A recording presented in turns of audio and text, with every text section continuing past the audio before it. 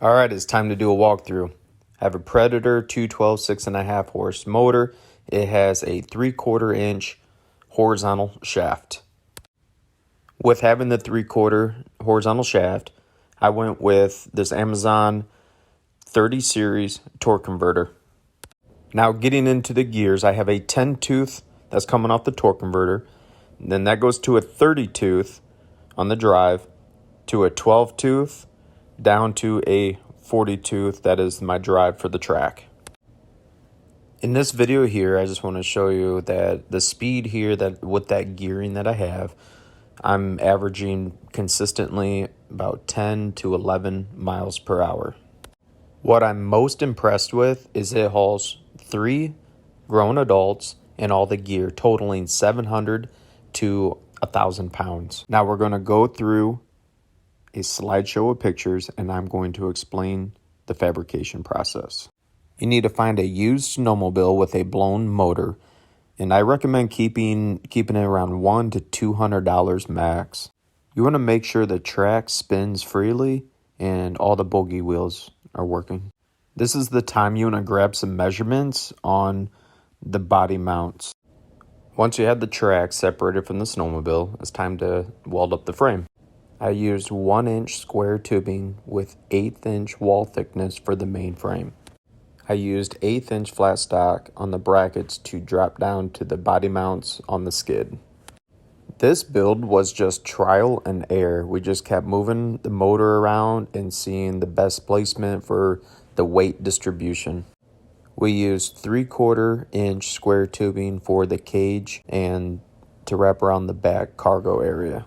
We used 1-inch square tubing for the handlebars and welded on some risers and 7/8 handlebars. Make sure the handlebars are long enough to where you can fold them and it goes up over the cage of the motor. The first build went surprisingly so smooth, we went ahead and started a second build. For the second build, we had all the material cut and welded up within 3 to 4 hours. These track sleds have opened up doors on exploring new lakes that we've never had any knowledge on. We can cover a pretty large lake now between electronics and these track sleds. I welded up this cargo carrier. I used 2x2 square tubing for the main support. I used 1.5 inch angle, 1/4 inch thick, expanded metal for the flooring. I fabricated the sidewall to act as a ramp that I can put on either side of the cargo carrier. The whole purpose for me with the cargo carrier and the track sled is I don't want to pull a trailer to some of these tight fishing spots. You get the track sled back to your vehicle, you take out the pin, you unhook the sled. This is the time you load up your sleds, your ice shanty, load it up in the back of your truck.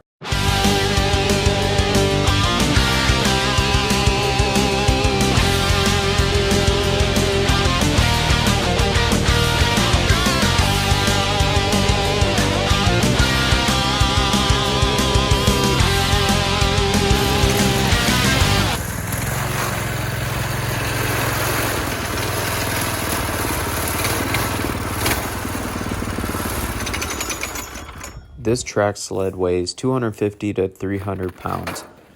When I feel safe, 3.5, 4 inches of hard solid ice, and I feel safe out there ice fishing, I'm confident and I'm comfortable taking the track sled out on the lake. This wraps up my video. If you have any questions, leave a comment. If you are tired of pulling and dragging all your ice fishing gear out to your fishing spot, it's time to build a track sled.